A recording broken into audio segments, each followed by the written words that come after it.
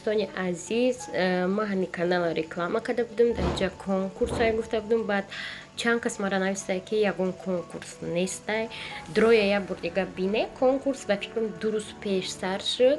انا میکرتو دا چی موندگن بازی موندگن و انتخابی خودم وابسته که وقتی که بریده کدوم کرترم میگیریم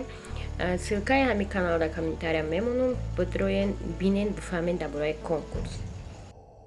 که این درخته اگه من جا رفتم چی او بسته که دیدم یه تا اینطوری شیش کرد شیشکی اوش یخی اوش چیکه چکی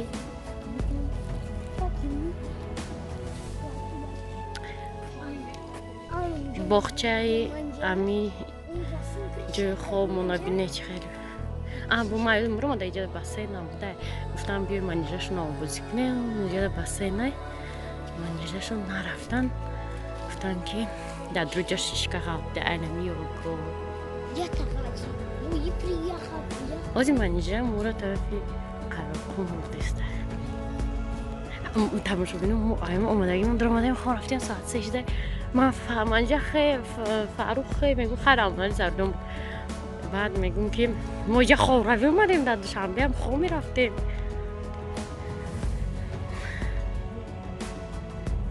نگاه کنید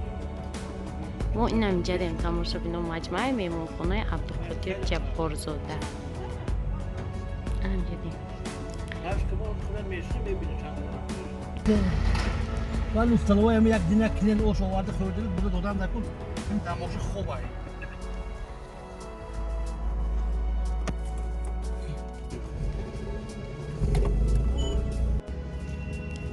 تماشا بینم ما آمدیم کایرکوم نگاه کنه اینجا چی خیلی هم یکو بوی بحر میوه شمالش در گرمی روز آمدیم خلاص ما در تاکسی شدیم تاکسی 30 تومان برای چی بودیم سیارو ما گفتن که مثال چند میشه پاییز که امی دوشنبه تو همونجا را اما رحبلی را نمیدونم چند سمه منجا میگه 70 سمه از ما تاکسی ماشین زودتر باشه قیمت‌تر میشه ماشین زیفیر 70 تومن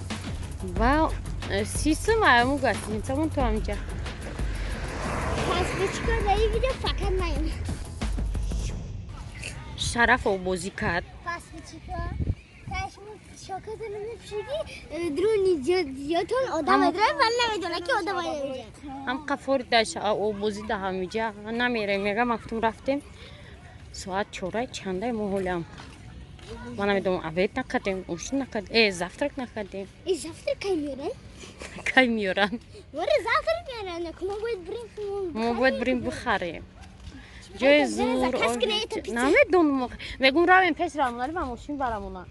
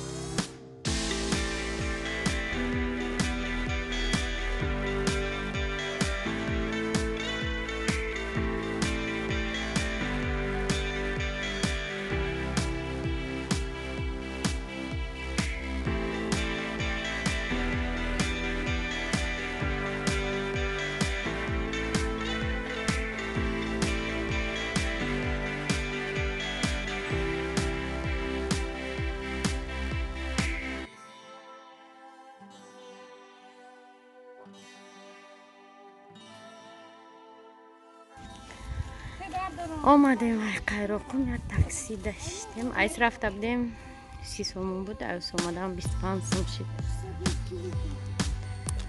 نون پون گرفتیم چی میگن لانچ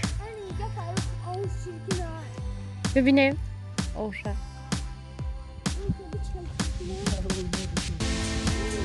اوی مگه وا من اینجا گفتی چیکار نیستی کو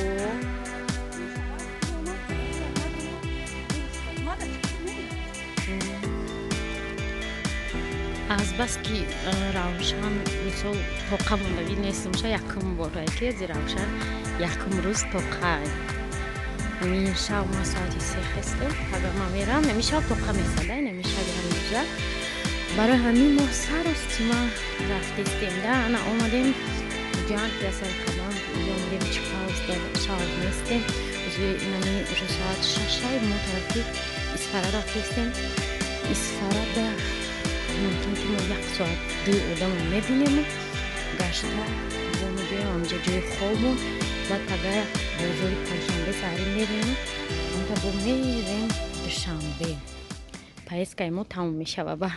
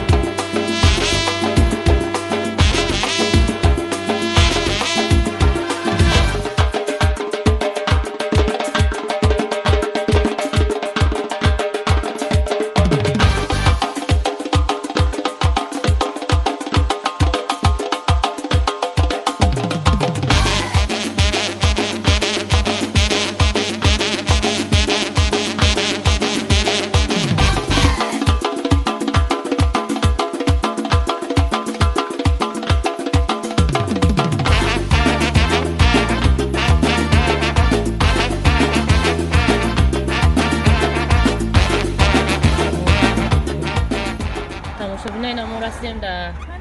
پیش آسایشگاه زمرد و استراحتگاه شهنازه. ما در مهمانی اسفرگی ها هستیم. یک تا آش اسفرگی میزنیم و میگردیم میریم بوستان سرامون گفتنی بدن جای خوابمون و ساعت 3 شب میخزیم میریم راه به سوی دوشنبه. تماشا بینا حیران نشوه پای قدم منیجر منجا دیرتر اومد نیم پای قدم منیجر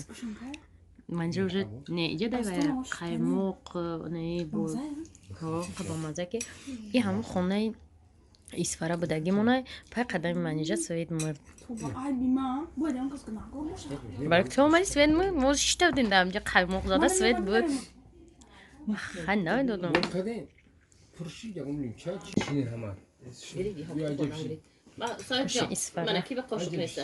بیاین همه کسا بگی فاروق بگی فاروق اولچه چی؟ گرفتم اولچه اینجا بشه رحمت فاروق دا اولچه ما کسی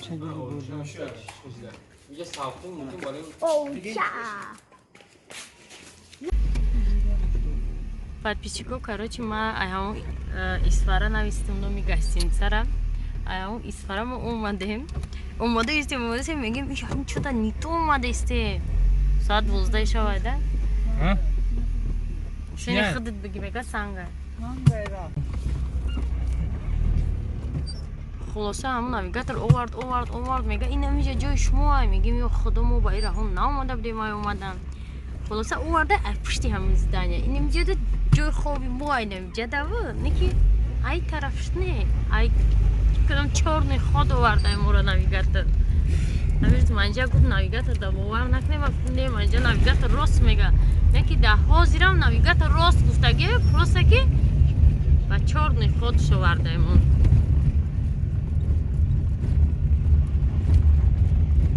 خودمون حیران شدیم میگه وی پریبیلی میگیم دیجا نه دروازه نه هیچی چخه می پریبیلی نمیسته назначение انا سوره